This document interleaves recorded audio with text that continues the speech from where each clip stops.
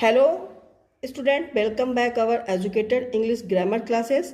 आज हम पढ़ेंगे इंट्रोगेटिव सेंटेंस यानी क्वेश्चन सेंटेंस को डायरेक्ट से इनडायरेक्ट स्पीच में कैसे बदलते हैं।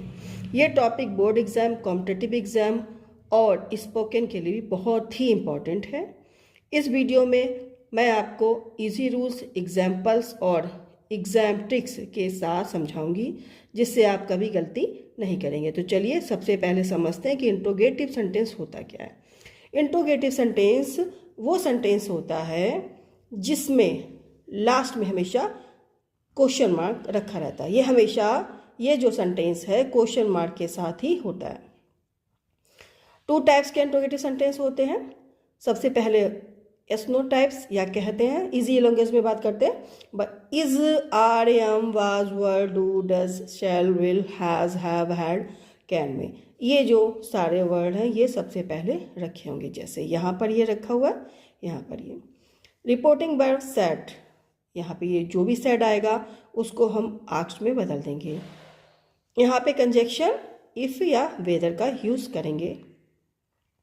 जब हम डायरेक्ट से इंट्रोगेटिव सेंटेंस इनडायरेक्ट में बदलते हैं तो ये असर्टिव हो जाता है। यहाँ पे फिर फुल स्टॉप आएगा, क्वेश्चन मार्क नहीं आता। देखिए एग्जाम्पल से direct, Ram said to me, are you reading a book. सबसे पहले तो इंट्रोगेटिव की पहचान क्या है कि यहाँ पे क्वेश्चन मार्क रखा हुआ है, ठीक है। और सबसे पहले यहाँ पे यदि रिपोर्टर स्पीच के सहायक क्रिया डू डज के बाद नॉट ना हो तो इनडायरेक्ट बनाते समय डू डज को वर्ब की सेकेंड फॉर्म में बदल दें। देखिए एग्जाम्पल से समझते हैं। Direct, Rani said to me, do you know Ram. अगर आपको यहाँ डू दिखाई देता है और इसको इनडायरेक्ट में बदलते हो तो करना बस इतना होता है कि सब्जेक्ट के बाद वर्ब की सेकेंड फॉर्म रख देते हैं। Rani said to me, do you know Ram. Rani asked me whether I knew Ram.